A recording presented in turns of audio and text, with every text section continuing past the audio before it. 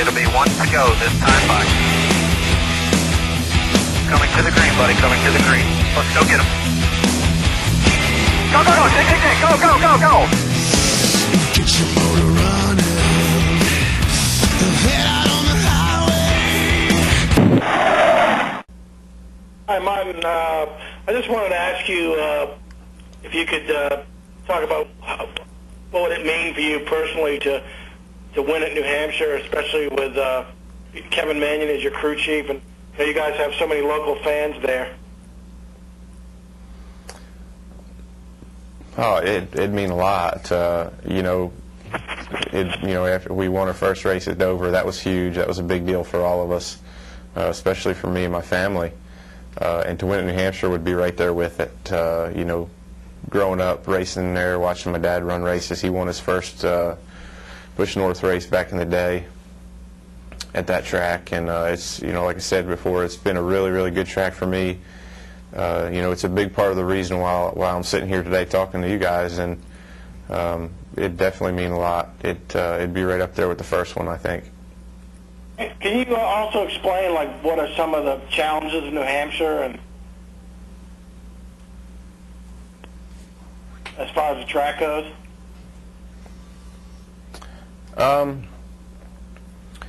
Yeah, I mean it's a tough little racetrack, especially since they redid the banking on it. It made it real racy. The second groove is really the preferred groove now, and it makes for really good side-by-side racing. It's really hard to complete a pass. You can get under a guy off the corner and go down into the corner underneath them. It's really hard to complete the pass. So guys run side-by-side all day, which makes it a lot of fun. The challenges are like any short track, really. You use a lot of braking in New Hampshire, kind of like Richmond, and it's really hard to get your car to turn good in the middle of the corner. So basically you work on that all weekend, and that's probably the biggest challenge, is getting your car to turn in the center. Thank you. Thank you.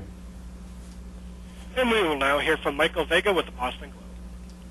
Hey, Martin, I'm joining a little bit late here, but I don't know if you had the opportunity to talk a little bit about the experience you drew upon, when you first got into a DEI car, and that was when you replaced Dale when he got burned out in Sonoma, and you did it at New Hampshire. Do you kind of feel the full weight of what it was like to maybe sit in that car and to maybe be the point person at DEI?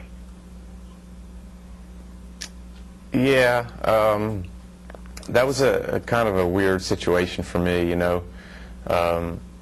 getting into Junior's car that day was, I don't know, I did it more as a favor, to him as a friend. I hated to see him in the situation he was in. He was having a good season up till then, and he got hurt, and I hated to see that. So I really wasn't in any way excited to get in the car, to be honest with you. I really just did it for him and for his team and for the whole company to just try to, make the best out of the situation. Do you think that might have opened their eyes to you as to possibly, being someone that could fit in with that company? Well, I think, we'd already won races, and I think, if I remember right, we'd already won a championship in the Busch Series, so we were kind of on our way to, to building something for the future. But I think when I got in there, and that was my first time ever really sitting in a Cup car, and went out there, and I think we qualified third with it, and so that was exciting for all of us. I think they were excited about it, and looking forward to the possibilities of running me in a Cup car in the future. Last year, there's so much made about you being the new face of DEI when Dale left the company. Do you feel like you've settled into that role now? Yeah, I do. I feel comfortable with where I'm at and what I'm doing. Not a lot has changed as far as the way I go about doing my job, which has been good. Our cars have, like I said earlier, our cars haven't been running quite as good as we wanted them to, and I've taken a lot of that upon my shoulders and trying to get them better, and trying to get in there and work with the right people and help them, figure out what's wrong. So, that's really the only thing that's changed, is they put a lot more a lot more on my shoulders as far as that goes. But I just go out and do the same things I've always done. I race hard, put 110% in everything I do at the racetrack, and during the week trying to get ready for the next race, and that's what I've always done. Is it strange to race against Dale Jr. As an opponent now, or as a competitor, versus a teammate? It's not a whole lot different. We're still really good friends, and we talk about racing still. We talk about other stuff, and it's good to see him having the success he's having with the changes that he made, and I'm just trying to do the best I can, and just really looking forward to this weekend. Really looking forward to trying to gain them 112 or so points we need to get in the chase. We were looking good earlier, and we made some mistakes and had some things happen, and really need to get in that deal. So we need to get to work. Thanks, Martin. Thank you. We'll now hear from Richard Huff with New York Daily News. Martin, this time, as Michael just mentioned, this time last year we were asking about Dale and that whole situation swirling around, and you've already been asked about your situation. We've heard conversations about Mark Martin now. Do you feel that you've actually gotten a chance to race there without some sort of controversy hanging over you or the team? No, I really haven't, to be honest with you, and I think part of that is DEI, being Dale Earnhardt Incorporated, has always been under a tough microscope. I think whether it was before Dale Jr. or after Dale Jr., it's always been that way. I think a lot of people are harsh in their opinions of DEI, what they are, the job they're able to do. I think the perception of DEI is not as good as what it really is. So that's been tough at times.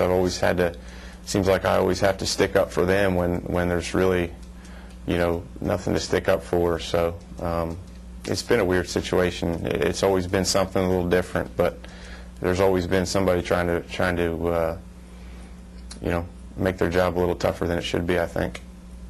How do you not let that distraction impact what you're trying to do on the track? Well, for me, it's easy. I'm a racer. That's all I've ever done. I go to the racetrack to win. I put 110% of my efforts throughout the week to try to get ready for the next race, to try to do the best job I can for the company.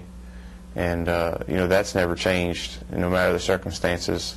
And I don't think it ever will. If it ever does, I'll probably quit. So, that's just what I do, and that's what, all the guys on my team have done, and we just need to buckle down here and get it finished for the chase. Great, thank you. Thank you. We'll now hear from Claire Lang with XM Satellite Radio. Thanks, and thanks for coming on today. Question is how much you read about or try not to be distracted by what everybody writes about where you're going or what the internet says, or if you let it could just completely be distracting right now, and it could be a lot of pressure on your shoulders with this decision and trying to improve the team. Yeah, I guess it depends on the mood I'm in, whether I read it or not. Sometimes it's funny to look at it all and read about what people think they know. And sometimes it's aggravating that people are talking about you, and it's making people on your team mad, and guys are in the shop talking about it, worried about what's going to happen, worried about their jobs and their future. So on that side of it, it's really frustrating, but it's just the nature of the sport. It's how it's been for since I've been involved with it. It's always been like that. So it seems like that silly season starts earlier every single year, and seems like I'm in the middle of it every year somehow.